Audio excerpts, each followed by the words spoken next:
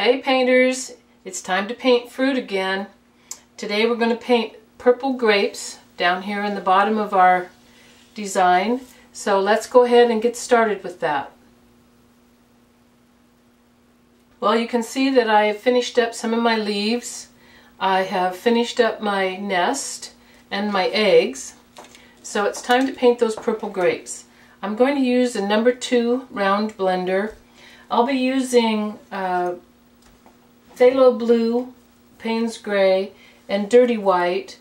The main thing with these blue, and these would be like Concord grapes, it's just they're all the same, but it's nice to vary them just a little tiny bit. So sometimes I'll pick up phthalo blue, and sometimes I'll pick up Payne's gray.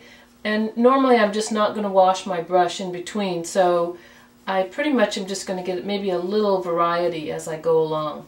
I'm mixing white with actually I mixed both blues with a little bit of white to kind of a medium value of blue. I like to start with a medium value on here. And all I'm going to do is smush. So I'm going to lay this color in. And again, like I did with the eggs, I want to use maybe just a tiny touch more of water than normal so that I can point the tip of my brush out there and create a nice clean edge. So I'm just basically going to fill in to start with. I do want to work wet into wet somewhat though, so I'm going to work fairly fast. I blotted my brush and I picked up some straight warm white or dirty white. I'm going to place this along the reflected edge. Just lay that right on, blot my brush, and then just tickle that in a little bit. I'm going to pick up white again, and I'm going to put that in the fat part of the grape, and I'm going to head towards the opposite edge where it would catch the light from the upper right hand corner. If our light is coming from the upper right hand corner, then we would have the part of the grape that faces the light be a little bit lighter. Now I'm picking up some Payne's gray, and I'm just going to place that right where I know I want that to be a little bit darker, kind of in a half moon, well, it's not really half moon, but somewhat of a quarter moon, I guess, all around that grape.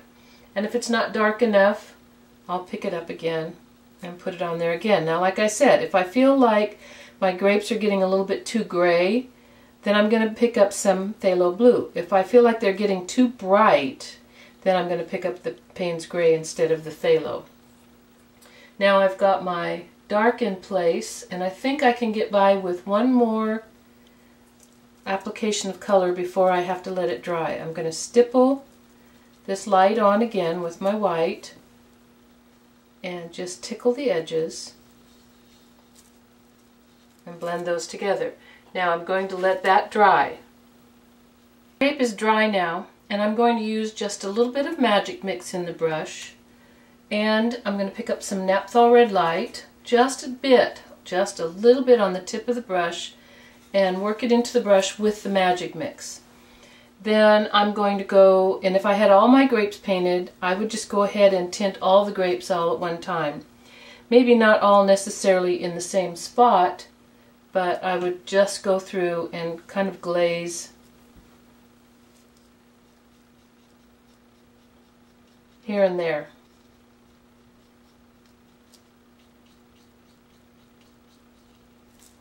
Then I would let that dry. And basically, then I'm going to repeat what I've already done. There's not a lot of steps to grapes, but there is a lot of repetition. So you can put this blue on and blend it around. You can put the white on, blend it around. You can put tint on, and you can do that a number of times until it starts looking the way you want it to look.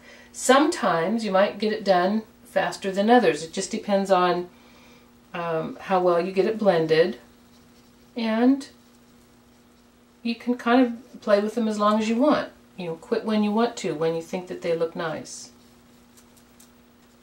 So I'm just going back and forth now between my white and one or the other of my blues, or perhaps both of them on the brush at one time. You'll just have to judge that as you go along. If your grapes become very bright blue colored, then you need to let go of that phthalo blue and start working more with the Payne's gray. But if they're kind of dull and gray, then you need to pick up a little more of the phthalo. Just place the color where you want it. Sometimes you'll need to blot your brush. If you have a tiny little bit on your brush, sometimes you can just go ahead and blend it as is. These, like I said, I picture these as Concord grapes, and so they're going to be very dark.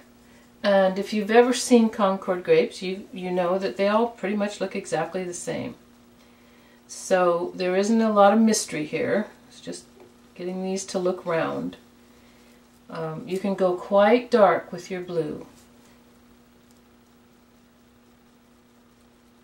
Just keep putting it on. If you're too timid like I am to get it dark enough in the first place, then you just have to put layers on. Another thing you can do is get this light stippled and dry rubbed on. Then you could even do a watery glaze of one of your blues and glaze over the whole grape. Then once you have the grape colored and blended the way you like, then you're going to put on a sparkle highlight. And I don't like to do round sparkle highlights like you would dab off the handle of the brush. I like to use the point of my little round blender and do kind of an irregular little scruffy highlight. So right in the lightest part of the grape, then you would just put a little sparkle highlight like so. So you've got a few grapes. Don't forget there's some purple showing up here underneath these leaves. You've got a few grapes to do, and you can lay these leaves right on top of them. And then next time we'll be ready to work on the red grapes up here by the watermelon and the apples and peach. And we are almost done with this piece. Don't forget, I want to see your photos when you get your project finished.